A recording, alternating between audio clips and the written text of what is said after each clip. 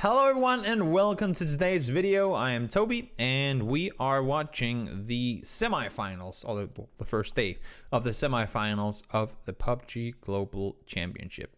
8 teams have been eliminated. If you missed on anything prior to this, then well, either go watch the games or go watch my analysis. And yeah, that's pretty much it. It's Group A and Group B playing in this one. Day 2 will be Group B and Group C, and then Day 3 will be Group C and Group A. So I think kind of that Group A has the advantage because Group B will be playing blind into Day 3, and what I mean by this is that after these 3 days are over, on Sunday after the games are over, 8 more teams will be eliminated. And I would rather, I'm not a player, but I would rather play on the last day so I knew how many points I needed to get. Whereas to the teams in Group B, they will be done playing Saturday, today technically. They'll be done playing after Day 2, which means that once they're done playing, they will be above some of the teams because they would have played more games. But all they can do then is just sit back and wait and hope that they got enough points to qualify. And that's gotta be horrible. I mean, that must be so difficult. So I think it's better to be either in Group C or in Group A. And for Group A in particular, they get so much more, I guess you can say, time off. So they get to chill a little on that Day 2 that's playing today. So I think Group A has the most luck in terms of the group. But, I mean, it doesn't really matter because it's still 12 games and everyone has a chance. So let's go into it. Quick disclaimer, or not, it's not a disclaimer, just info. You can see that there's only 63 alive. It is like that for the first 4 games, I think, because Ling from Infantry Gaming, one of the better players in Infantry Gaming, as a matter of fact, dislocated his jaw from yawning, apparently. So he had to go to the hospital. It was like right before the game started, apparently. So he had to go to the hospital, and then he came back for game 5 and 6. But apparently he dislocated his jaw. That's what I've heard. I don't have it confirmed yet, but that's what people are saying. So I assume that's the truth. Let's go into the first game and see what happens. Navi down towards Ferry Pier, nobody contesting. I love this split from Divine, and we've seen it before. They go 2 guys into this compound and they take control over here as well. They know that there's no one in between them. I mean, Sharp is here, but he's not gonna go contest anything. So they do this split, and I've seen them do this before. And the funny thing is, like, Divine is a team that would loot military or Georgia Ball. And here, it's actually a decent military plane. I mean, it goes something along the lines of that. And no, it's not a penis. But they could have gone military, but they decide not to. And that's interesting to me because they're one of those teams that are, I guess in SEA, they're famous, or Southeast Asia, they're famous for looting military. And now they've opted not to do it, even on a plane where they could have gone there. So I think that's a little interesting that they decide to split this way instead. Ensis Force and Genesis, they're split looting Pachinki. We've seen them do that before. Not really too interesting. What this does, though, is that Infantry, who are already down to 3 players because of what we talked about just before, they would normally go here. When they were playing with Navi in the group stages, they would swap over. So Infantry was down here and Navi was here. But now they've been bounced 1 step even further to the right and looting in between everyone. So Divine already early are coming into this game with like shoulders really wide and saying, we want space. And well, I mean, as you can see, they get quite a lot of space. Lazarus don't want to spend time going into Yasnaya. They will go up in the end. Circle as center as it could be. Pretty much. I mean, it is as center as you could imagine it being. So not really too much to slow it down a bit. There's not really too much to this circle. I mean, it's around Potato, but you can still play your East Pachinki side. You can play School and Apps. You can play on the compounds on the southern side. There's just this whole area, and that's where it's interesting. This whole area, we can draw it up kind of like this. This whole center point is open. And it's not open in the sense that there's nothing you can hide behind because there's a billion trees up on the hills. But you don't want to drive around there. That's the thing. I mean, it's a tough place to play early. Because this is pretty much, you know how in some games you have like that area where if you go out here, you're essentially PvP against everyone? That's this area. Like, this is the arena. Because there's no hard cover other than the few compounds. Or this is not even a compound, that's just the dog sheds. Other than these two plank houses or compounds, there's not really any hard cover for anyone. So odds are that if you come into this area, around here, if you're going to fight for the middle, that is, you're going to be leaving your vehicles and push up on foot, because you're driving uphill on all sides. It's uphill on all sides, which means you can't maintain full speed. So if a team is sitting above you waiting behind a tree, there's a big chance that you'll run into issues. So even though teams like playing around here early on, you will actually see surprisingly many teams only, I mean, it seemed like Ace will do it because they just go for center no matter where it is. But it's really difficult to play. You have to split it really wide and maintain control, because it's very easy to get third-partied up there. I hope that makes sense. That was a little long explanation for something that was very simple, but yeah. Vendetta, they run into issues. They lose one player early on, and then they lose one more, and then they lose one more. Like, they lose, I think all 4 players go down to like four-way fights that fuck them over. It's still unfortunate, but not a whole lot they can do about it. New circle pubs. Gen G, they always make these smart rotations. Wide around. PO on purpose. You can see how he stayed up on cube. He's gonna stay here to maintain control, so that if the circle goes out east, they will have a crossing point, and they do. So they can go out this way, push around if they want to, push over if they want to, but they'll have a chance to push out from the eastern side. They're all coming to follow. QM push up to dog houses. TSM find one more of Vendetta. Tempo Storm try to push through the middle, and they're now alongside Ace, I guess you can say, up in this Potato Hill, play on foot type area. VC, smart split by them. We've seen them make that exact split before, so not really too surprising. Long with a decent split with infantry as well. They now push all 4 together. And this was an interesting one to me, because Gustav goes for the shack, and I'm not sure why. To be honest, I'm not sure why he placed the shack, because first of all, you're very limited in what you can do. From this position, would make sense to play this, but I think he wanted to cross over to get more info, and now that he realizes that all of infantry is there, he's kind of forced to do, like, either take the fight or just hide it out. He can't really do a whole lot from there. Navi pushing from the south to be part of, people call this the snake compound, so if you hear the word snake compound and you don't know what it is, it's usually around here. Rumblers, east side control. Genesis, as we said, Genesis, Gen G, push all the way over. Critical trying to stay alive by himself. GEX comes in from the north, and again, I mean, right now everyone's making space. The only place where we don't really see anybody making space is on the western side. Genesis, Ensis Force, and Tempo Storm all go full on YOLO on top of each other. Why did Genesis not push to get the compounds in front of them? It's a good question. I mean, they see the car from Levis go up here, and now they know there's 2. And I don't think they want to play in vehicles. Genesis is a team that rarely, like, they pretty much never push center. If you see Genesis push towards the center, it's because, like, either it goes to, like, somewhere where they looted, or it was really close so that they could take that spot early. Genesis pretty much always plays on the edge of the circle. Not always, but very often at least. So they'll push up the hill, try to get some kills. New circle pops again, and now we have this 50-50 split. And the reason I'm drawing the line here, not only is there a road, but on this side, it's pretty steep downhill in this direction. For those of you guys who don't know the terrain exactly.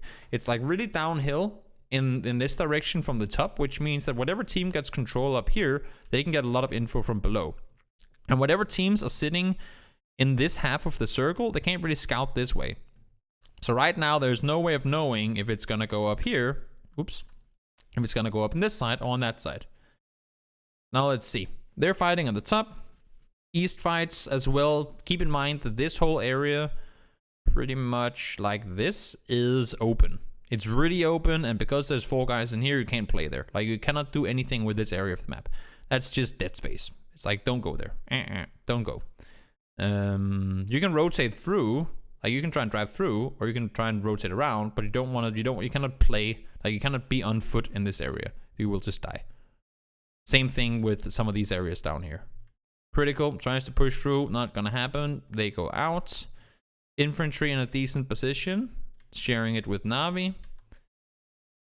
So you can see alone here, we got 3 teams with a pretty big chunk of the circle, like 1/4 essentially. And all these teams on the other sides are trying to fight through. And you can see Lazarus, they try to go through this area. Again, you can't really do anything from there. Rumblers push up on foot. They run into Loki. He finds 2 knocks, not able to get the flushes though. Na'Vi crash into infantry. And this was a pretty interesting fight. I think we might be able to... let me see here. I think we might be able to find it. I think we might be able to find it somewhere. Because it was a pretty interesting engagement. Infantry, not only are they only 3 people alive. So that makes it hard because they're already behind from the start. But it was just, I don't think I have it anywhere. Doesn't really matter either. But it was a really, really tough fight for them. And Na'Vi actually played it extremely well. Na'Vi played this one extremely well. Look at how far south in the circle they are, right? They know they need to get something. They can't push around this way. They can't push around this way. They need to take the fight. That's the only play they can make. And they make it work really well. I think they only lose Pokemon in the fight. So they essentially go 3 for 1, which is, I mean, that's a good trade. I don't think you can ever really expect to be able to 4-0 teams. I mean, if you kill 4 people and don't lose a single player, that's really good. That's really, really impressive. But when you're against teams that are this good,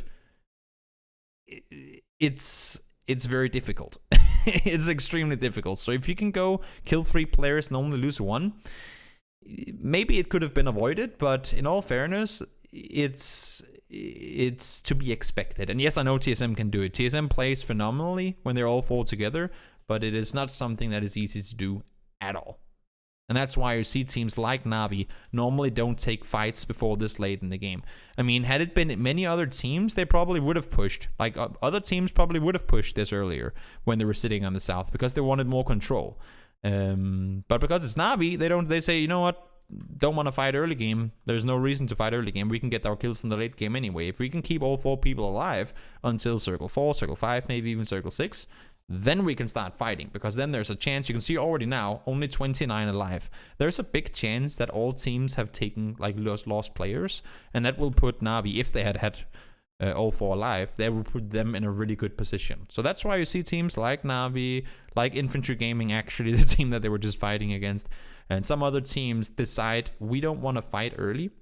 And that's not because they're a scared team or something, but I think actually later in this day of games, you will see Na'Vi where they have a chance to take a fight early game, but they back out and say, nope, not gonna happen. Because it's too risky and too dangerous to fight early game. Especially when you only play 12 games. Genji trying to hold off Rumblers. TSM splitting out, and I like this. Look at this. They get the res up on Rory. Ghost Stuff goes down to contain. And they try to hold. They don't mean to push. They don't want to over-aggress on anything, but they're holding the angle, and Ghost Stuff is making sure no one coming in.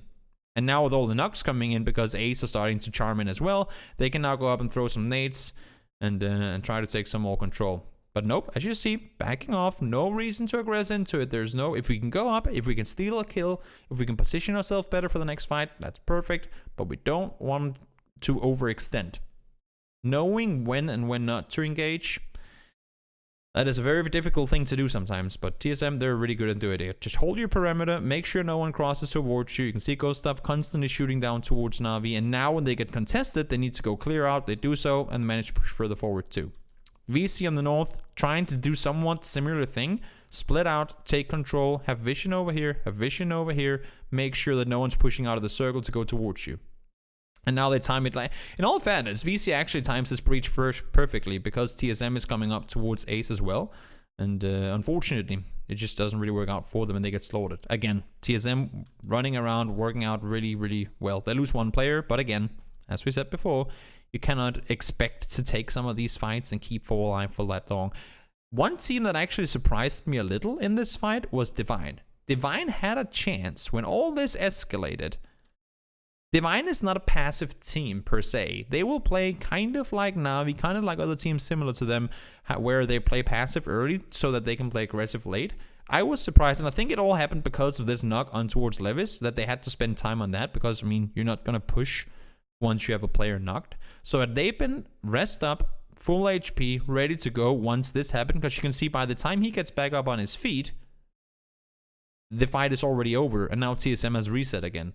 So they can't really do that. So if we go back and see the timing of the knock, had they been all 4 up, like had this player never been knocked, had he just been here, they could have pushed up and third party this really easily. But because he gets knocked there, that kind of holds them from being able to breach. Smart play by Na'Vi as well. Yes, they get the circle. I mean, it's lucky when you think about this. Look at this circle. This is circle 4, I think. They get down towards them. Hard shift south. Shift towards the south again. So it's a lucky shift for them, but they don't just say, okay, we got the circle, let's hide. I mean, they can't do that. They know that the next circle is probably going to go anywhere up here. And then they will be like, then a team will try and hold them inside. So they know already we need to play smart. Best of Luck pushes out. Adusi pushes out. Take more control. We need to deal with one side, because if these guys, like if there's only one team left up here, if there's one team here and there's one team here, they don't have to fight each other. These guys can just wrap down and hold. And these guys can sit and hold, and then all of a sudden Na'Vi will be the team that's kind of caught in the middle. So Na'Vi knows we need to deal with one of these sides before this ends. And that's why they push out to try and take control of Divine. You can see Adushi pushes up, trying to get more info, and try and make sure that TSM cannot push back down on this side. Like, they need to go out and take control. Adusi, every single info they get, push further up, get more info, really smart. Best of Luck, take the star, you know, like the game is gonna end in the middle, full control of the middle, forcing TSM to go die to blue. Really smart control play in the end. Many teams would just have said, oh guys, look, our compound is inside the circle, let's just stay here. And then TSM would have gone down, sat on the dot, and killed them when they come out. So very smart from Best of Luck to push in and get the info, very smart from Medusi to wrap around, and then they keep Senya on the backside to get the the wider vision. Very smart play by these guys. That was game 1. We're gonna jump into game number 2. Very good game by Na'Vi. Even though they get a couple of circles, and yes, all teams will have those games where circles go towards you, but that was a very smart play by them. Very smart indeed. Shogo was saying, Choco, I don't know, how do you say that? Coco? Shoko Taco? Chocolate? Choco? I don't know. He was saying they shouldn't have denied points. Why not? Why would you not do that? There's no way they could do anything. Replay time.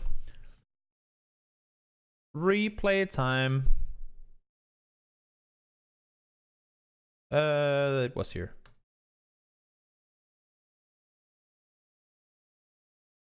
We got this feature now. Watch this. Watch this position. Tell me that they shouldn't deny points. They have one rock. They're playing. Look at this position. Look at this position. Where the fuck is TSM supposed to go? Where is TSM supposed to go? Adusi is holding above. I mean, Na'Vi plays this perfect. Adusi, they know exactly where they are. Adusi looking above, like this little angle here. Best of Luck is looking below. Senya is helping for info, and the circle is pushing them. Where can they go? Gustav, no helmet. I don't think Iroh has a vest either. How can they play this differently? They will not get any points. They will get 0 points. Even if they get a knock, they will be killed before they can get a flush. There's nothing they can do in this position. It makes perfect sense. You can see them, they try to get info, and now they got deny. It makes perfect sense. There's nothing they can do to get down from that hillside. Like, they cannot do anything to get down from there. I like that we have this opportunity to do this. The 2v3 was winnable? No, it wasn't. It wasn't. I think it was a smart play.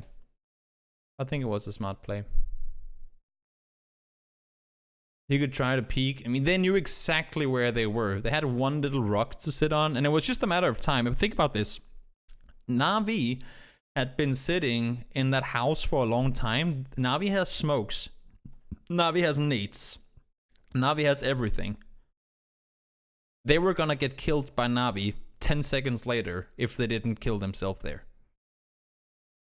Plain. Game 2. Let's go to game 2. There's nothing to talk about, guys. It was a good play. It was a very good play. There was no way they could do anything there. This is an interesting one. Look at this plane. So it comes up through here. This is an easy enough flight, but Vendetta says we'll go Prim instead of going over towards Farm. Or Milta for that sake. So interesting to see. What are they called? Divine, once again, with their split. There's plenty of room to loot down here, and these guys are well happy with it. TSM didn't want to cross all the way over to Milta, so they're going to stick around. Where's Liquid? I'm glad that you guys like it. I'm trying to find the clips that I know that I'm going to be using for the stream, but it's not always easy. Genji getting looted up. Tempo Storm in the middle. Not really anything massively surprising to talk about here. Rumblers, they're going to go north. It wasn't a, as you can see, oops, sorry. It wasn't a Milta Power circle or plane, so they're not going to go down there. They're going to loot the northern side. Sunsis is up north. GX going to go to North George. No surprises here at all, honestly. No surprises. TSM could have, when they land here, we've seen them do this before, where they take the cars and go over this way. But because Divine doesn't loot here, because there's no team looting in this area, TSM say, you know what, there's no reason to go to Milta, especially not with this circle. We might as well just stay here. Yes, Na'Vi could have played Bridge Camp, but when do you ever see Na'Vi Bridge Camp? It's just not part of their strategy. They don't do it. I mean, they would rather get position in the circle than try to do bridge camp. It makes good sense to me. It makes perfect sense. So circle pops. Teams want to rotate around. There's not really too much. I mean, I know how we normally make these with lines and all that. It's just simple rotations. You can push through highway. You can push over, oops, kill hill. This way in. You can come over the top either this way or that way. There's so many entry points to this circle that there is not really anything to talk about in terms of rotations early on. Force push in, Genesis push in. This was interesting to me, and I kind of want to rewind a little. Turtle goes and take the car here. Okay, so there's no spawns here. There's no hard spawn here. So Genesis, because they land south, you can see this. Xianyang takes the car here. Indigo takes the car here. They only have, oh, it's down there. They only have the hard spawn. They only have the esport vehicle with like the laser with the flamey sights on it. They have one car. That's the issue of landing on the south side of south side Pachinki. You have decent loot here, but you only have one car. If you don't get this car down here, then you only have one vehicle. And they're rotating 4 people in one car through Forshack Field. That is scary. That is scary. You can see them all in one car.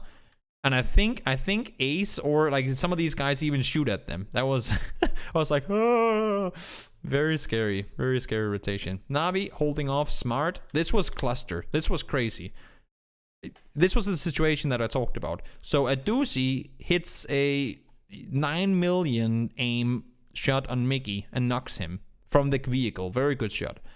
And then they push up on Na'Vi.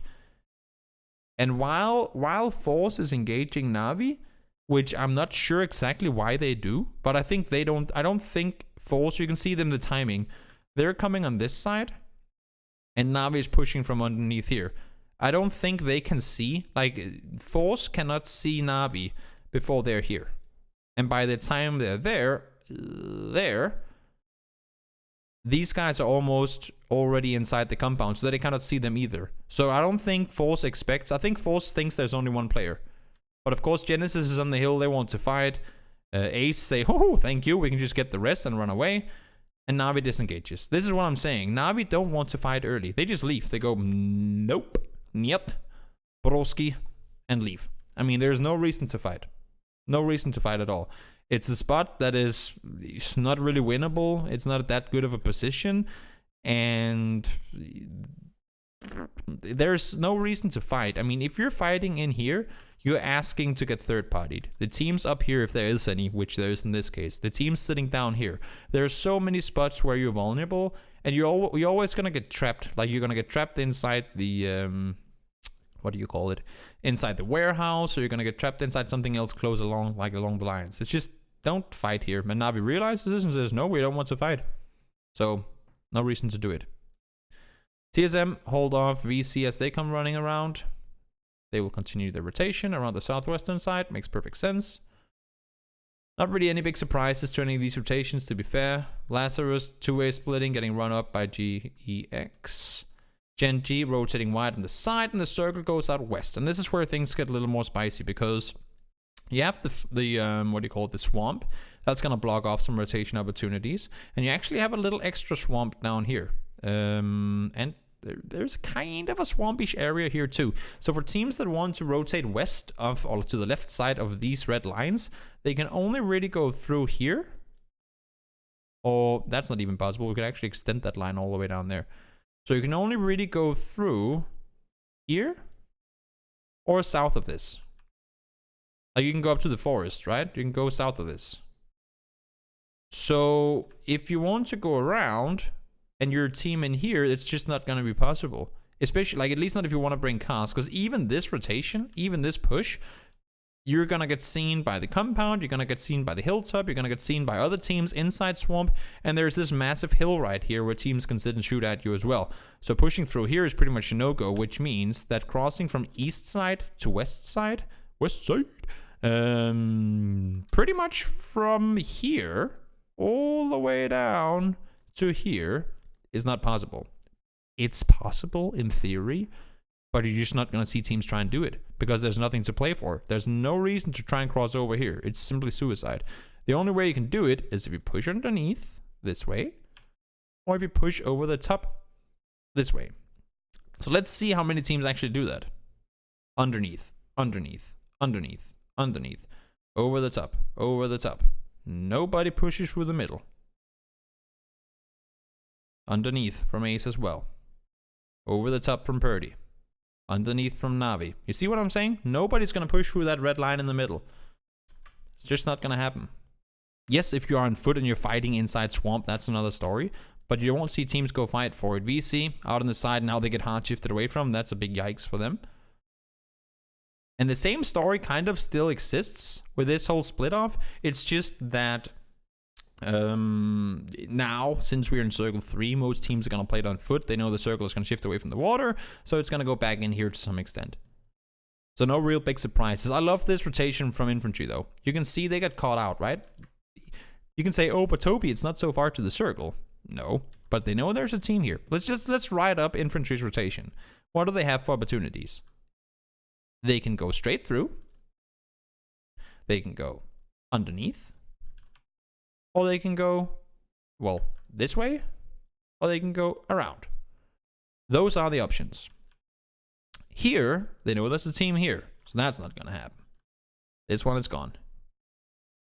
Up here, they know there's a team there and there. That's not going to happen. Underneath, they might not know that there are teams there, but given the fact that it's a circle that goes from the south up towards the north, you will know that there are teams coming from that side that will have to push up, and you will just be behind all of them. They will know for a fact that in this previous circles, there were teams down here. So whenever the circle goes here, these teams will all have to fight their way up in this direction. Which means that this area is going to be contested. If you want to rotate into a hard shift, which I guess you could say this is a hard shift, kind of. But if you want to rotate into a hard shift, you want to rotate to the side of the circle that the hard shift went towards. Write this down, guys. This is a pretty good note for those of you guys maybe who play with your teams or whatnot in competitive play, or if you're new to like competitive PUBG. Look for teams whenever there's a hard shift and you have a team that is outside the circle, like infantry, like some of these other teams, they will always try to rotate towards the side of the circle that the hard shift went towards. Does that make sense? So infantry, wise rotation up here because they know there's going to be some room on this side of the circle. All they have to do is avoid rumblers, and they have a safe rotation. You see force the exact same thing, even though they don't have far to go. Go around north. It's a smart rotation to make in this case. All the way over. VC trying to do the exact same thing, but they don't have so much time. Remember, circle 4 is the death circle. You cannot rest in the blue. You start chunking more. So they just need to cut in and say, guys, we wanted to go north. They wanted to go all the way over, but they just didn't have time to do it. They did not have time to do it at all. TSM forcing a fight with Vendetta. Again, they've been fighting a lot here in the first day of the semis. Circle goes down to Swamp. Tempo Storm, chillin'. Rumblers on the edge, but they get the hard shift, of course, with the water exclusion and all that. Infantry, gotta play something. They're in a desperate situation as well, right? Because these two positions are still in.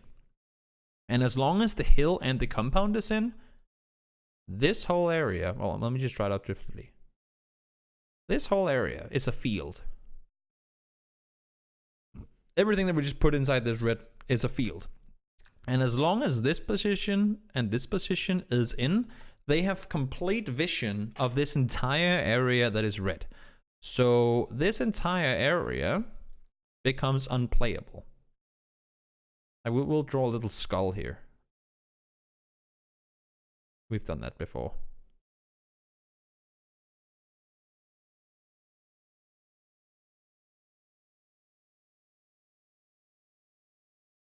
This is a dead man's land. You cannot do anything here.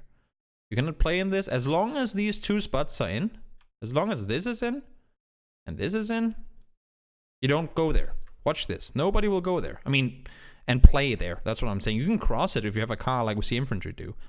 But you're not gonna go and try and play there. Why did Senya stay so long in the blue and then died? He didn't. He got killed. By Rawing. Boink. They had to rotate it and they didn't have a car. They all come in the cars. These guys all come in cars to cross. And when he's stopping to get picked up, they're shooting at him, so they can't stop the vehicle. You don't want to stop your car where people are shooting at you. So they have to go past him, and then he just couldn't go with them. You see Navi, they stopped to try and help, but then he already gets killed, so there's nothing they can do. They can't really do a whole lot from that position. Navi loses 1. Genesis are going to push underneath because they don't want to sit up here any longer. Or at least they want to have control of both sides, right? Makes perfect sense. Sun Sister, they're just chilling, getting picked off one by one. Not a whole lot they can do from their spot. They can't really play a split where they can help each other out. They kind of lock down here. Like Fianchan is laying in the, there's like a little, what do you call it, sewage tube thingy down there. I don't know what they're called. Sam has the wizard, so they can't really do a whole lot to help each other, even though they're not that far apart because of all the grass and all the foliage. There's not so much they can do. Why did Genesis let Ensis rotate for free? They didn't. I mean, Genesis, you can see they're shooting towards Tembo, and as soon as they come pushing down in this direction, they rotate back behind. There's like a, first of all, there's a billion trees here. Think about this. There's a lot of trees here that is blocking off a lot of vision. And on the back side here, there is also, well, a lot of trees. And they just weren't fast enough. Profi is not in a position to shoot. H-Win can't shoot. Nerf can't shoot. The only person that can really shoot at them is K-Mind. And as you can see, as soon as they stand still, Navi will see them. So they have to take the fight. Like, what is more important? To shoot at the vehicle or shoot at the guys that are shooting at you? They need to shoot at Navi. So that's why. I mean, Ace just timed it. Is a little lucky, but Ace timed it perfect with the rotation.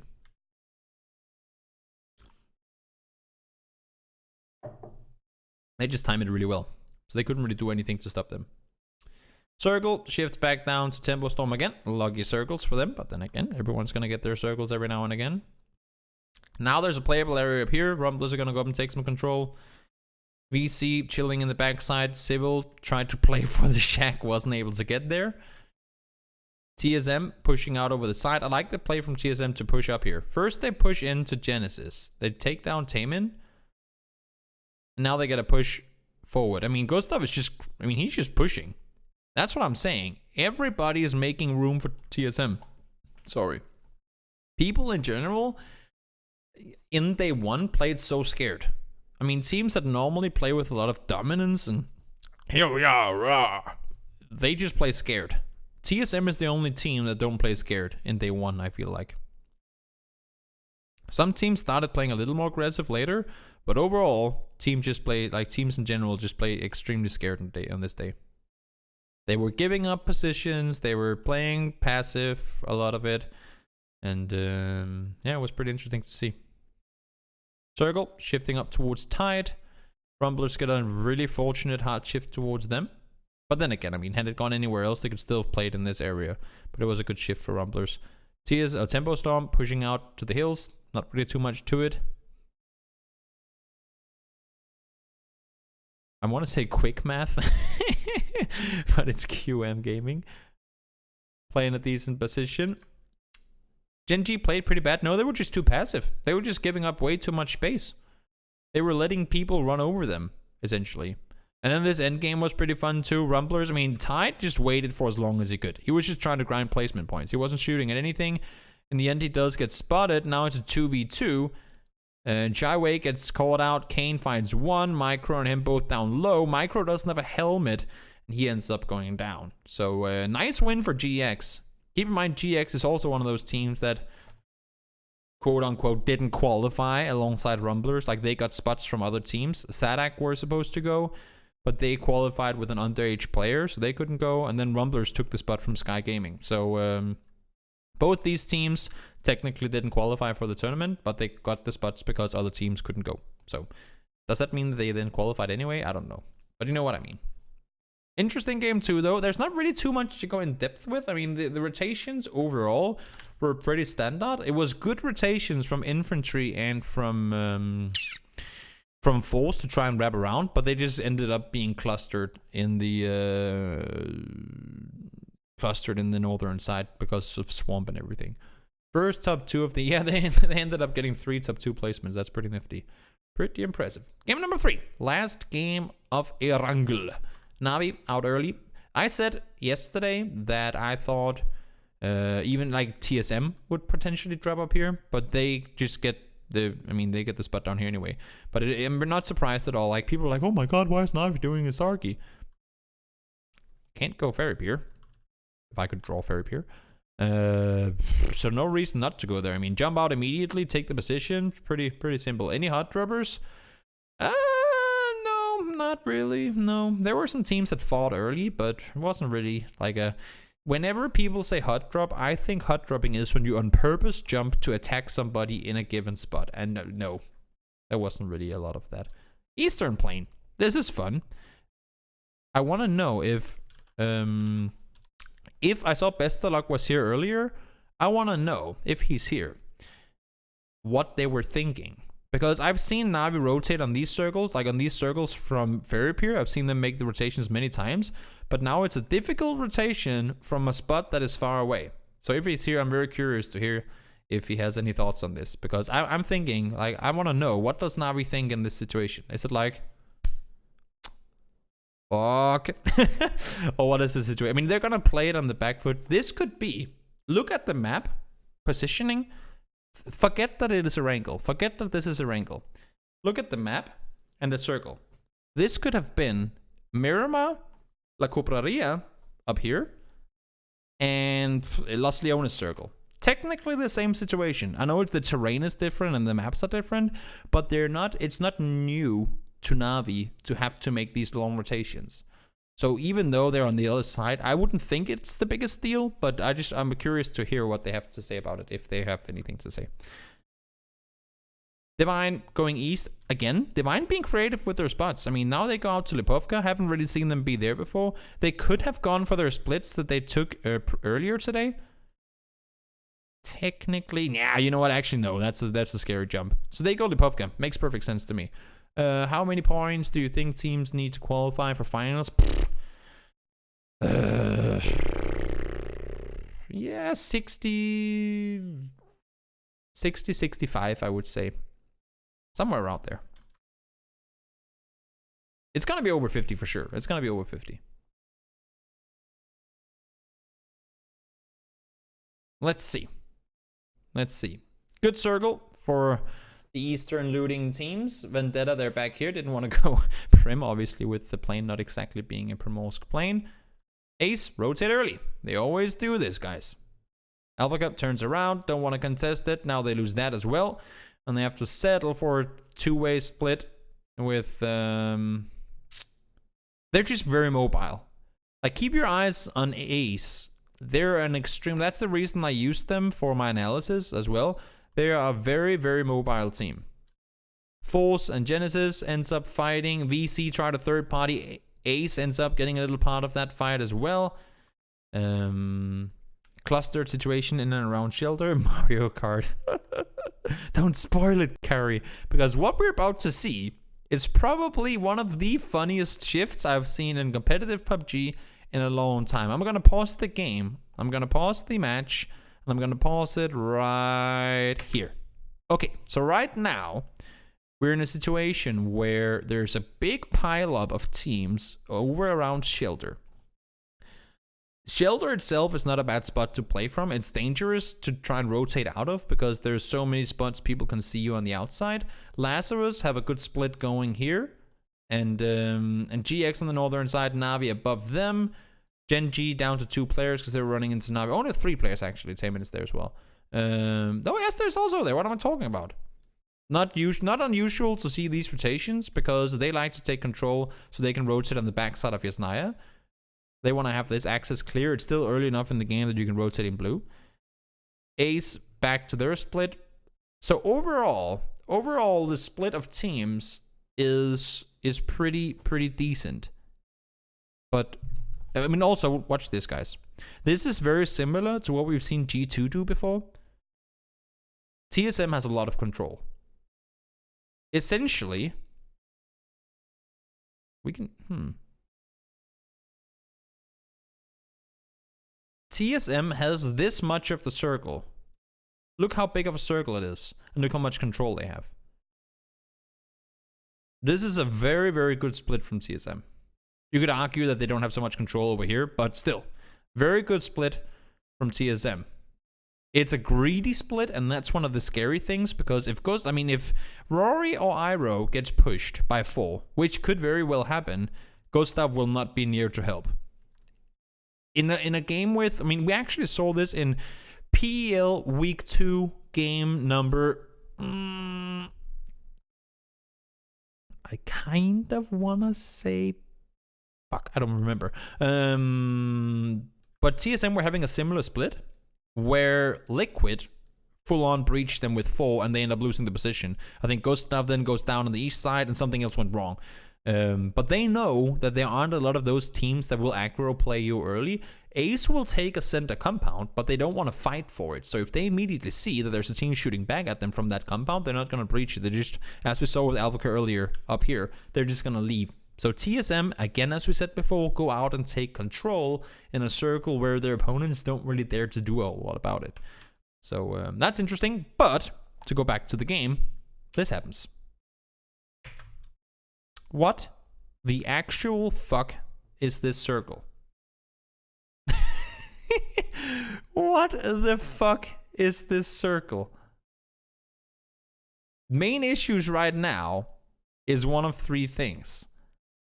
I'm gonna draw this up.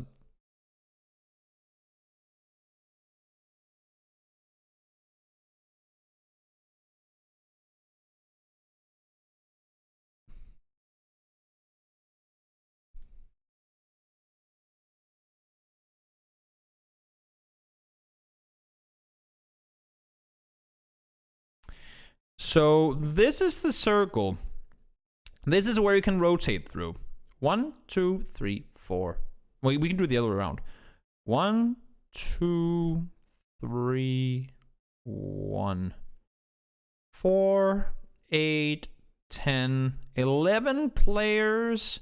We have 47, guys. We have 47 players who are not inside the circle. 47 players outside the circle right now. We have power grid available. We have the compounds down here available. We have this up here available, lumber mill or lumberyard, and we have some of the areas down south available too. And we have 47 players who have to fight for it. Essentially, there's only 2 places you can rotate in this. Either you sprint through here, or you sprint through the north. Because you can't really drive. If you go up towards lumber mill, you're gonna play on foot. If you go anything in this area, you play on foot. This is foot.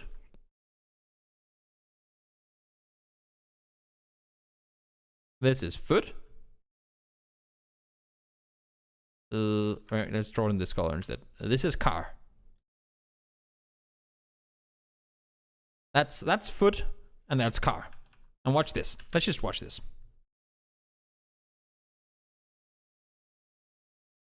So, 3 teams out of 13, which means 10 teams try to rotate through here at the same time. 10 teams try to come through the north at the same time.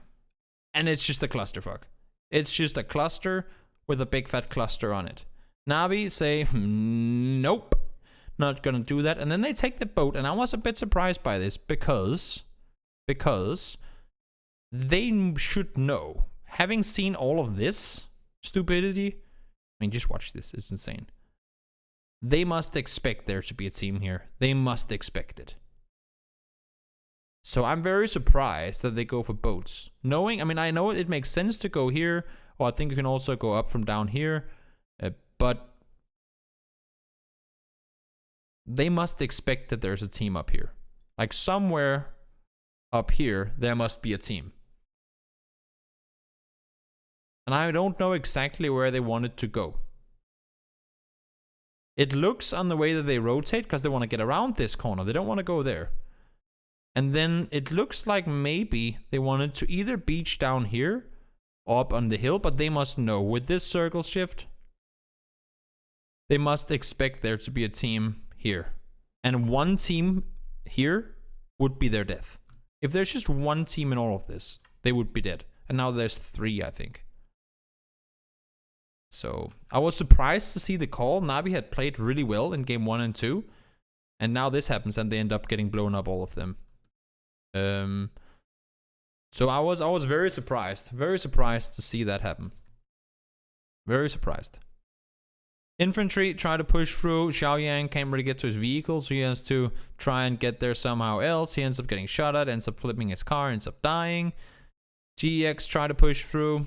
That's not really gonna happen. They're just having to hold against Loki, who's on the side. Genji, there's, well, as separated as they could possibly be. Rumblers on the southern side of this circle.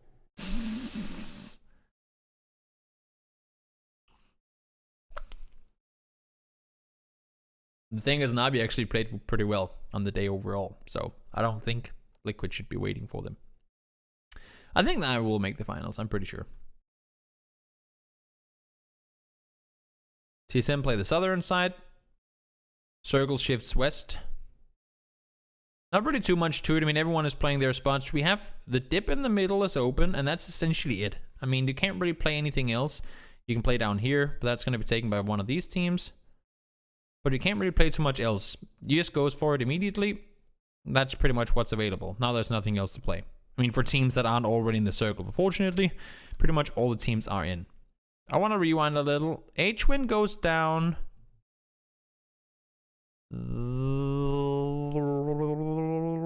there. With 12 teams remaining, K-Mind is alone. K-Mind is alone with 12 teams and 32 players. Just remember that. Remember. Yeah, they did. They got a lot of good circles, Rumblers. The thing is, had this circle gone anywhere else, had it gone up north, had it gone west, Rumblers would most likely be fucked. They could have pushed into the dip, Rumblers, because they can see that from up here. But had they had to leave, that would most likely... They wouldn't necessarily die, but they would probably lose players trying to go somewhere else. Because right now, I mean, if this spot gets... If the mini mill to power, or whatever people call it, factory, or... I don't know. People have many different names for this spot. But if this area goes out of the circle, that is normally the, like, focus point for many teams. Many teams will look down here and say, that's out. We wait for them to leave. And then they would fight them. But fortunately, it stays in for quite a few more circles. One more southwest hard shift helps them out. K-Mind still just chilling. Divine trying to play the middle. I like the play. This was an interesting one too, because TSM, as good as everyone say they played, this could have been a much better game for TSM. This game could have been a lot better than what it ended up being. They do get the kills. They get the quad kill on Navi. But watch this. Circle is pushing. And Michael, I think it was Michael, runs over Gustav. Which means, I think the initial idea was to breach. I wish there was a TSM player in the chat that could tell me if that was the plan. But I think TSM wanted to go to the wall and fight Rumblers. They saw the knock on a Rumblers player, and they want to go down and push, which makes perfect sense. But now, because one player gets knocked, they don't push all 4 together, and once they are all up on their feet, Gustav cannot, he doesn't have time to use his first aid, so he must leave without. And because they are now only 2 pushing, you could see Iroh is going down in this direction, but because they are only 2 pushing instead of 4, they have to go away. They cannot take the fight alone. Gustav can't get HP, and because they're now getting fucked up here, they need to take the fight and it's not going to work out. They end up dying. So, and they get eliminated in 10th place. Had they been 4 guys together, yes, Loss might have killed a guy or 2, but they would have been able to breach the wall and take a fight, which ended up not happening, all because they fucked up before they started rotating. So even though we kind of laugh at it and say, ha ha ha, he ran over his teammate, that was a very big mistake at the moment. That ended up getting them eliminated, essentially. I'm not saying they would have survived the rotation anyway, but there's a big chance that they probably could have done something. K-Mind, still alive. Critical, still alive. Solo's just sneaky peekily crawling around. Gabba goes down to blue. K-Mind out as well, so 4th place for him. Another Solo still alive. And once again, Tempo Storm and Rumblers. Alright, let's rewind. Since Circle 3 have been here. It's the same thing as the first game. Tempo Storm and Rumblers, they knew where to be today. At least in Erangel. They knew where to be. And they end up going into the final fight. Critical goes down. 4v4. Fair fight for everyone. And Sanpa gets the final kill on towards Waldo, I think. Or it was Maluk on towards Cherry, I don't remember. But they end up winning the fight. There was like 16 billion smokes. You don't really need to watch it. It was a pretty straight on 4v4 fight. Plenty of smokes, plenty of cover. Just a straight on 4v4 fight between the NA teams. And game's over. So that's game number 3. Hop over to Sanhok, because that's in the game. By the way, guys, prediction time. I think we will have Vikendi in Season 2. There will be Vikendi in Pro League Season 2. I'm saying it now, so you guys are all ready for it. I'm pretty sure, very sure there will be Vikendi in Season 2. Which I think is cool. I want to see Vikendi. Now let's see. Plain, decent. No one really landing close to each other, so not too much to talk about that. Circle is east. We kind of all know where it's gonna go. It's gonna go somewhere in between this area. They always do. Either that or down to Quarry. But most likely something with this compound.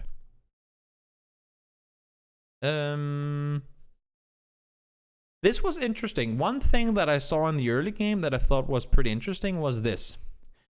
TSM pushing up towards boot camp. We never ever see teams try and contain boot camp teams.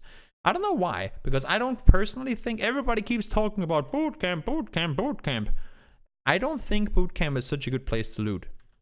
Yes, you get a lot of weapons and all that stuff, but we have talked about this before, but I'll gladly say it again. It's an uphill push, water, river.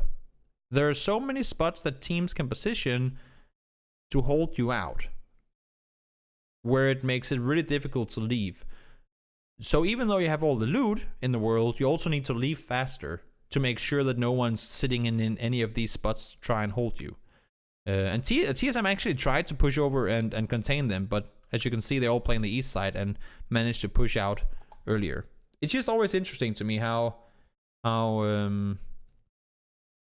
nobody really contests. I mean, tries to contain teams looting in boot camp. But it kind of happened. Lazarus, some of you guys talked about it just before. They hold off on the rotation. I like this play. It was we might actually be able to find a clip just for you guys. Just for those of you who want to see it.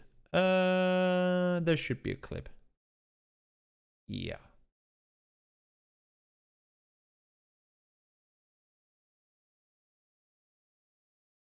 So Purdy is proning. I thought this was a rather suicidal play because they should be able to get him down. But somehow, Purdy finds a double. Aloe is actually there, but they land all the shots they have to. Like, they have to take down 2 or 3 They have to take down 2 or 3, and that nade just flushes them completely. I mean, not a whole lot you can do, to be fair, if you're Vendetta in that situation. They just got completely pinned off. There was not a whole lot to it. Non-Rig would go down moments later to a nade. That doesn't really matter. He goes down right after. But pretty interesting. I like the positioning from Purdy, but it's also very dangerous. Like there's a very big chance that he would get flushed there. Had it not been because his teammates hit so good shots. Like they landed Aloe and Luke, and on Civil they just lasered them. Purdy did all the damage he could. He got the first knock, did some damage to the second guy. Aloe comes in with a flush or with a knock. Luke was there to get one, and then on Civil with the nade. Very impressive play by Lazarus. Scary play, but very impressive. And in all fairness, Vendetta couldn't do anything about it. They didn't know they were there. There's nothing they could do. Absolutely nothing they could do. Just unfortunate. Just Sanhok, you know? Just Sanhok games. Not a whole lot you can do. Circle shifts center. We've seen that a billion times before. Divine chilling. They have a good two-way split. GX try to take control of the center point. QM try to hold off Genesis. TSM on the northern side chilling out. Next circle is going to go away from water, so we know it's going to go like, oops, sorry. We know it's going to go over in this side somewhere. Most likely, at least. We know it's going to go somewhere over here. Boop. It does. And Divine, they just get to chill. 2 guys on a scooter. They're now in the center. Gen G try to push in. Ace and infantry chilling on the east side. They still don't have Lin back in the game yet, so they're still playing as 3. Tempo Storm try to leave. Rumblers push up south from Quarry. And it makes sense. I mean, there's not really anywhere else they could go. Now they have a chance to push up the hills and wrap around right side, and that's, I think, yeah, that's what they end up doing. Navi still just chilling. 4 guys. Oh my, only 3 guys alive. Seems like Poka went down. GX4. GX's role right now is to contain. GX is playing like a buffer split right here, where they just need to hold off teams. Make sure no one gets inside your area, force them around to the sides, and you will be fine. And that's exactly what they do. Keep Leo over here to hold, Sophia to hold, and then the last 2 to play buffer in the middle. Makes perfect sense to force them out on the side. Navi takes the fight to them, gets himself 1 kill. Infantry forced to cross over, they get slaughtered immediately, nothing they can really do.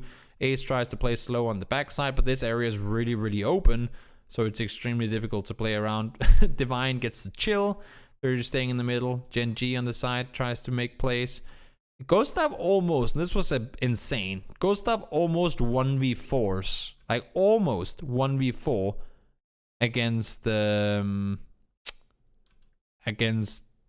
what's their name?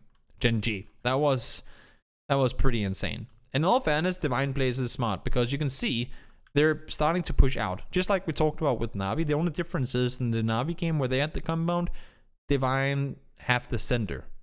Had the compound been down here, they should push out. But because it's in the middle, they don't really need to go anywhere. And you can see as soon as they start fighting, they push out. But at this point, Divine don't have so many points. And I think they're just saying, you know what, we could get flushes, but let's just play for the win.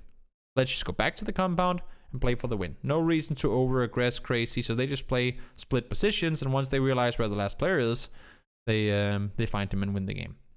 So it makes perfect sense, to me at least, that Divine didn't go more aggressive. And then, I mean, you would have thought a team would go more aggressive in that situation, but to me it makes perfect sense that they didn't, because they really needed that win. Like, they needed those points massively. And, well, they managed to find them. So quickly over and done with the Sanhok game. It was an interesting one with the bridge camp and all that, but not really too much to it, to be fair. Miramar. Let's go over to Miramar. Game number 5. Decent plane. Everyone can, well, pretty much go where they want with a plane like this.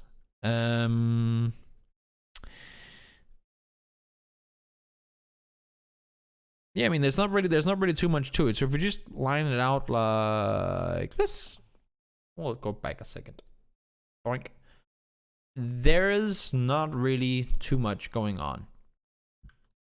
Sun Sisters splitting out to loot. VC normally loots Hacienda, and they will do a split variation of that. I'm surprised that Tide is the only one in San Martin. I would have thought, I mean, because Domi does come down in this area, but I would have thought that there were going to be more people in San Martin, looting up there. TSM, they've settled with this. Gen G are going to go west and loot. And this was funny, because normally Gen G loots in Picado, but now Genesis gets it. And because Gen G goes to Hacienda, the team that normally loots Hacienda, no, not Hacienda, Monte Nuevo, which is GX, they then go north to loot up there instead of Monte. So they shift them out, and Rumblers, they get their Chuma split. Tempo Storm gets their split. Infantry, they have backed off, and now Lin is finally back. Even with I was gonna say broken, but with a dislocated jaw, he's back in game, which is good. But still probably in pain and cannot talk so much, because I think if you dislocate your jaw, you're gonna be pretty sore for a while. I've never tried it, and I hope I will never try it. But yeah, he cannot be too happy. Like, he cannot be playing 100% for sure.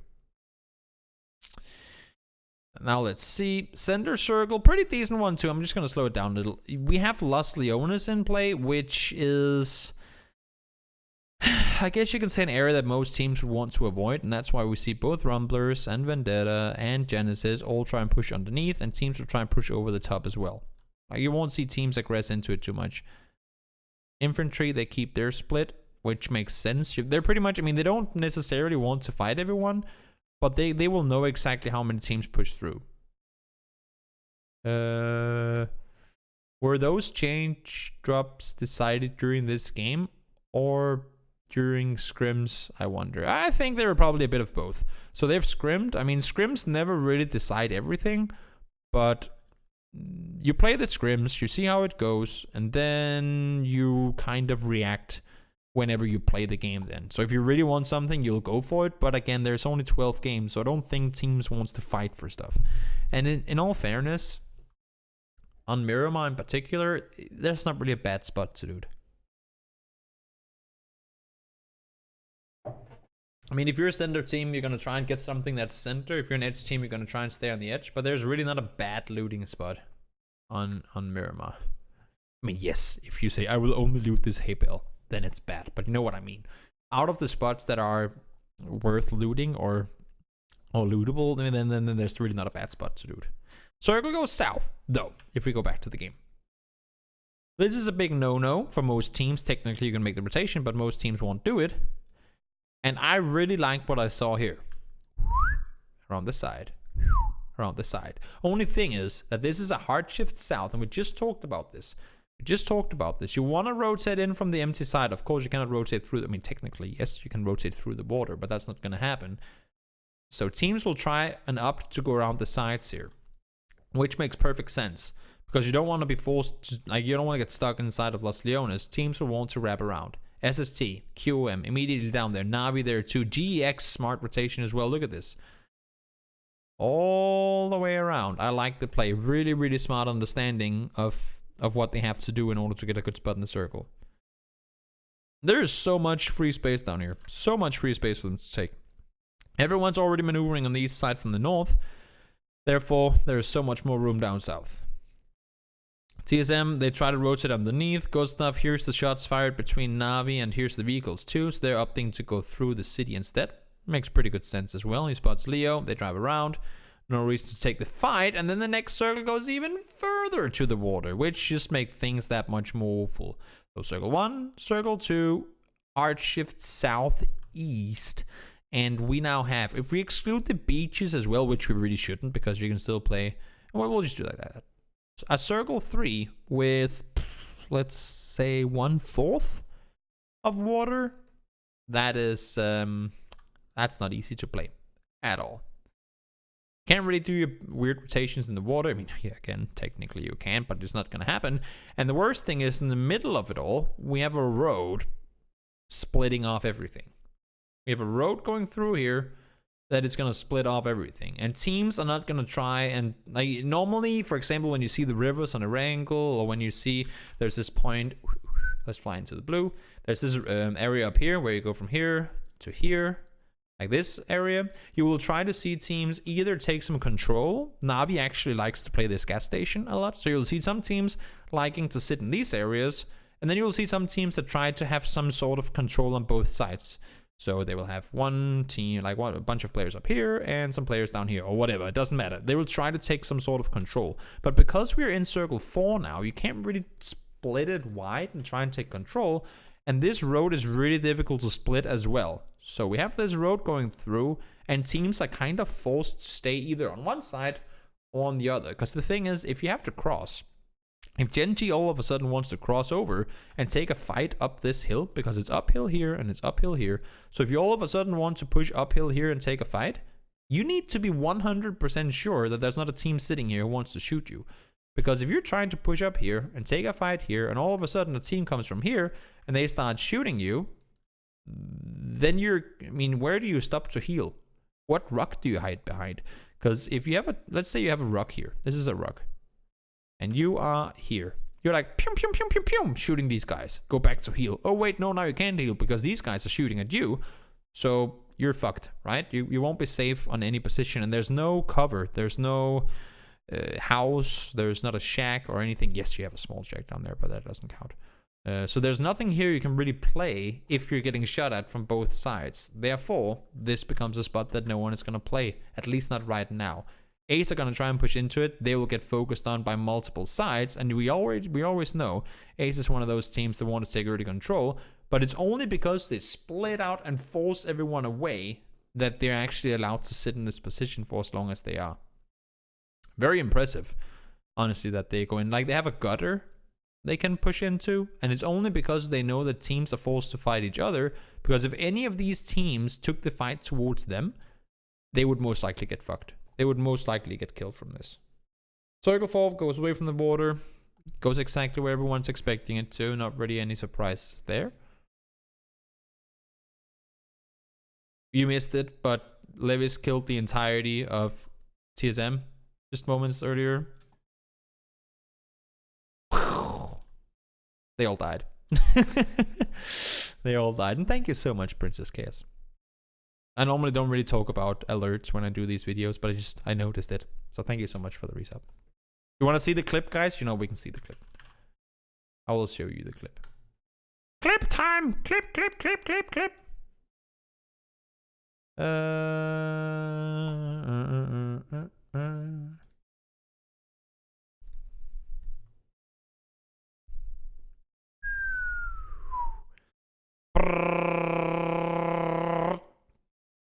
That's how you kill all of TSM. With one magazine as well. He knocks 3 players with 16 bullets, I think. Let's see, when does he have the knock? There. 24. 16 bullets. Yeah, exactly. Oh my god, that's a good count, Toby. He gets 3 knocks with 16 bullets. That's pretty impressive. That is very impressive.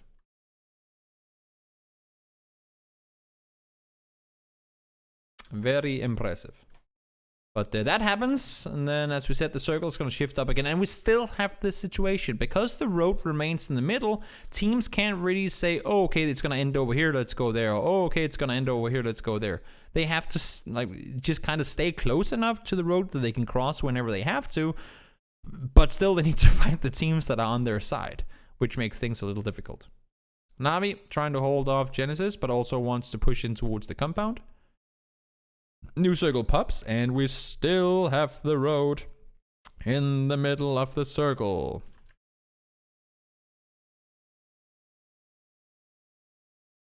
It's not easy. It's very difficult.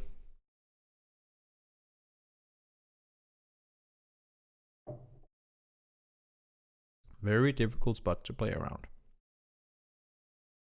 Na'Vi manages to push out. This is a good play from Na'Vi. They manages to push in. I mean, Divine tries to cross in. They can't really do anything. They go down. And Na'Vi manages to push out Gen G from this spot. And then they want... I still don't really understand why Genesis tried to cross rather than take the fight to Na'Vi. They had like 1 billion smokes here. And they decided to try and push up the hill instead of taking the fight to Na'Vi. That was a little surprise to me. Who is the leader? TSM of this day is the leader, but everything was reset before this day, so it started like everyone started at 0 again. Circle now hard shifts to the north, and that's where things get interesting, right? Rumblers shifted away from. Navi shifted away from. Gen G still has a spot inside the circle, but it's not exactly easy to play around it at all. I like this rotation from Sun Sisters. Again, Sun Sister had, I think, 4 of 6 games where they were in placement points. They just don't get so many kills. Because they play for position. They play for position, and then late game they'll try and take fights. And they were 4 guys alive late here as well. They just never really got into a spot where they could take a good fight. You see Gabba trying to push up by himself. Now Crazy and Kendetsu comes to help. But as soon as they try to third party this, Lazarus comes over the hilltop to fourth party them. So it really kind of screwed it up for them. It was a little unfortunate, but a good find nonetheless. And just keep your eyes down here. This was insane. Loki and Esther by themselves. We don't have to go too much into it, but they 2v4 Navi. It's not very often a team can 2v4 Navi. But they managed to kill all of them. That was very impressive. Very, very impressive. And I don't even think there was much of a mistake by Navi. They just played it really well. Like sometimes, that's what I keep saying. Sometimes you go up against opponents and you just get killed. I mean, I don't think Navi could have played it much different than what they did. But it just didn't work out for them. Ace, they're down on the road. They can hold off. I mean, as Ace can't really focus too much this way before they know that this entire side is clear. Whenever this is clear, then they can start looking this way. So they need to kill Loki and they need to kill Esther before they can go anywhere. Teams cannot really push too much down. You see Force try to push down a little, but they go back up because all of a sudden, I think Kale is the one that stays up. Yeah, Kale stays up here and he's looking this way and he says, guys, we still have Lazarus above us. And right now, the key to victory in this game is high ground position. You want to have the high ground. They take out all of Lazarus, they just get slaughtered, and now they have the high ground. They can push over the side here and just take full control. Also, this is a good game from Rumblers. Remember, we all talked about, oh, Rumblers just get circles. This is not a game where they get the circle. Had the circle gone down here, it would have been a different story. But this circle actually shifts away, and Rumblers played smart. They push around the side, into the circle, and played really well on the edge. So, good plays by Rumblers all the way through for sure. To get into a good spot here in the late game. They go down, they try to hold off Ace. Push back up the hill. They unfortunately can't really get the flush on them because it was like a steep hill and it was difficult to really get control down that side. And they end up going down. Force wins the game.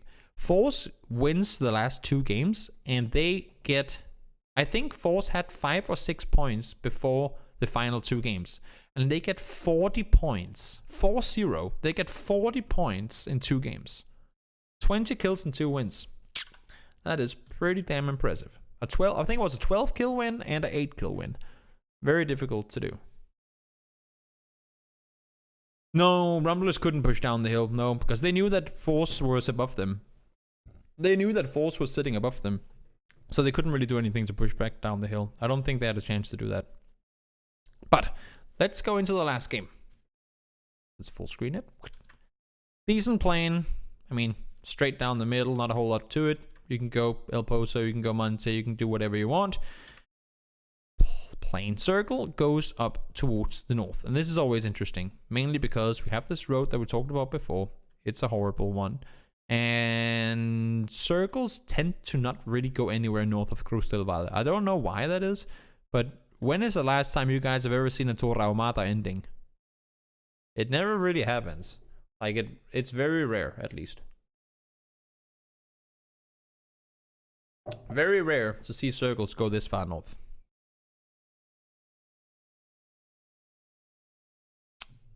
This split as well from SST, or from Sun Sister, this is a good idea for looting, but even though it's circle 1, and yes, people don't push you so much, it's too greedy. Whenever the circle pops like this, you must prioritize. You cannot sit in this split. You must rotate, because you know teams are going to come. You simply have too much control in the middle. Like, Gappa should start pushing earlier. Crazy Sam should have already been up there. And you can see now he's moving, but it's already too late. He gets away DJ Boy. Gabba needs to go help. He's still looting, while 2 players are trying to hold arguably one of the best spots in the circle right now. Like, Gabba needs to go help his teammates. And he's not moving before 6 minutes. That is too late. I think they still managed to stay alive for a while, but it's still very, very late to rotate like this. So they try and hold their 2-way split, realizing they can't really push down towards their teammates. GX comes over the top, Gen G push over the top. Now we already have high ground control. Tempo Storm on the east side try to push their way in, and New Circle pops, boink, and we go back down south. So all of a sudden, because teams wanted to rotate in late, we had five teams that pushed the northern rotation around rather than try and push in from the bottom. All players I've seen from Gabba, I don't think he's necessarily playing that bad. It's just, I mean, I think it's fair to say, and it's not to be rude against anyone, but I think it's fair to say that Japan is probably the weakest region right now. They don't fight so much, and their playstyle is much more passive than most. I mean, as soon as we started with the new point system that we have in Pro PUBG now, so many regions started playing more aggressive. I mean, if you guys watched GLL Season 2 finals, M19 won GLL Season 2 without a win. And they were not really killing people either. They were just proning until 2nd place, proning until 3rd place. Because that was the playstyle back then. You don't need so many kills to win the tournament. And right now, it's the complete opposite. You need to frag. I mean, if you continue to get 2nd place and 3rd place, that's good. But if you don't get kills, you're not going to be in the top. And Sunsister don't play for kills enough. Sunsister are good at game placement. As I said, I think in 4 out of 6 games today, they actually get placement points. So they know how to get to late game. They're just not good enough at fighting.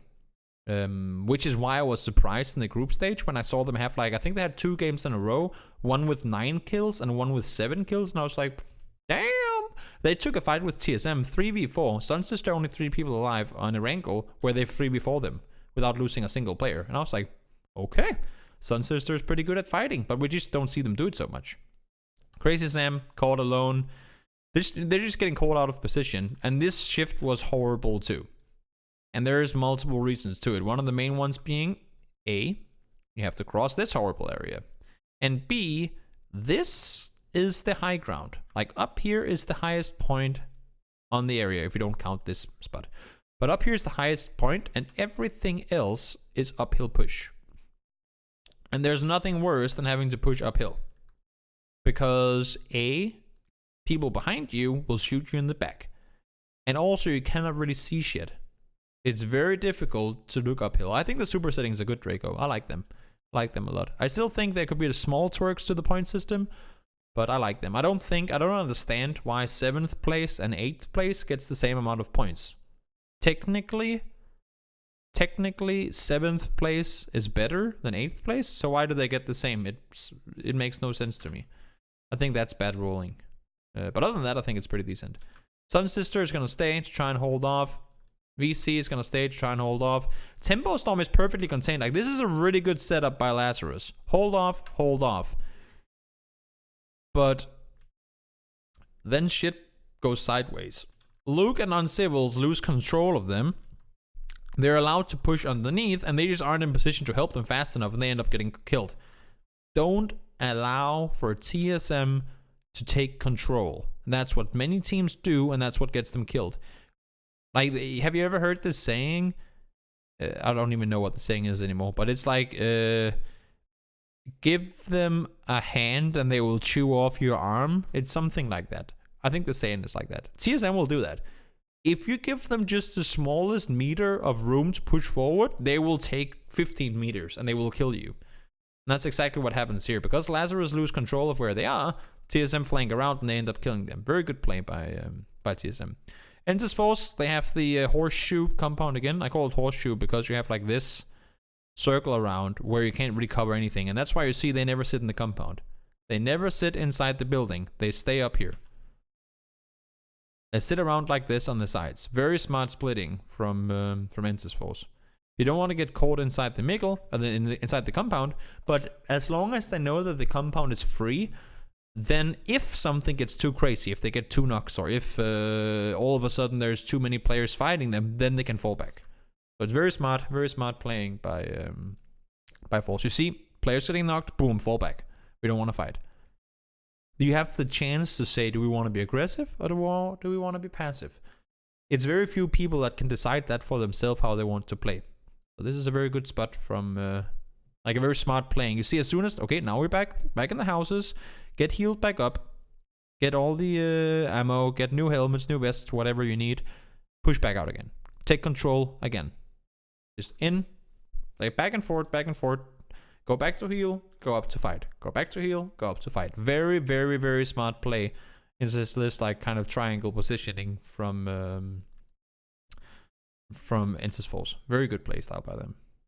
And it's something that was completely overshadowed. Like the casters, I don't think ever really talked about this, but it was very impressive to see how they how they always use this compound to for maximum control. It was very impressive to see. Is this Miramar or Sanhok? You're kidding, right? Princess Chaos. Is there any grass here? I don't mean to be toxic, sorry. But you must know this. It's Miramar. You must know these things. Sanya, come on. You can do this. Oh, it's okay. I'm just kidding with you. Tempo Storm try to prone in the middle. Smart positioning by them. They want to avoid the fights on the edge. Tempo Storm, I mean, Tempo Storm is a lot like Navi in the sense that they don't want to fight early. Watch this. They haven't really been fighting anyone. Maluk is up here for info. He backs off. Play the edge. Chill. That's why it's so interesting when we've seen other tournaments where Tempo Storm, they don't do so well, is because they don't get allowed to chill. Like, they don't get allowed to take center. But, as I said, because teams play so scared on day one, Tempo Storm is allowed to take pretty much whatever they want. Alongside TSM and Ensis Ace and some of these other teams, they all just get what they want. Nobody's contesting the center spots. And they get free spots all day long. It doesn't really work out for them here. Sampa is trying to go back and get the rest. Doesn't work out. They end up going down. But really interesting finish off anyway.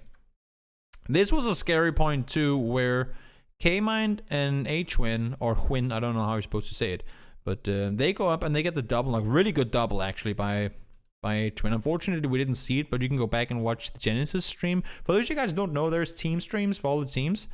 You can find those as well. So he gets a double knock, very impressive. And now there's still 3 guys up, pushing into a 2-man and a 2-man. GX has the entire ridge to run on. They can push all the way along the side here. They come up, they want to do the damage. Indigo is alone, and Nerve is trying to hold, but he gets overrun by GX. 2 alive there. So now it's a 2v2v1. Indigo is just playing back foot. He knows he's pretty close to the center. He doesn't need to move now. I'm just chilling. Don't want to fight. I don't think K-Mind has helmet or vest. He gets the knock onto Kane. He doesn't spot him. H-Win comes up to help. Indigo sees him, finds the flush. Now it's a 1v1v1. Indigo taken down by K-Mind. Indigo spots K-Mind while he's shooting. They tag each other. And then Indigo gets the headshot. And Force wins 2 games in a row. And this was, I mean, overall, sure, they get some of the circles, but it's all about how dynamic they play all game long. Ever since the circles comes to them, let's speed it up a little. And you can see they never sit still. Force plays this really well. As soon as they have 4 guys in the compound, I'm going to speed it up a little more even. Watch this. They are constantly moving. Never just sitting in the building or hiding or anything. They're constantly moving around. One got dressed or one got knocked, go down. Heal back up, come up to take the fight again. Oh, do we have pressure on the east? Go over and hold. Oh, do we have pressure on the south? Go up and hold. They constantly move around. Very impressive to see. And even when they have to leave, they also move around together as a unit. Very impressive game for them. So they're for sure, I mean, they're one of the better teams in Korea. So it makes perfect sense that that they play as well as they do and that they can play up against some of the best teams in the world. Very impressive to see. So that was it for day number 1 of the semifinals. I hope you enjoyed it if you're watching on YouTube. See you.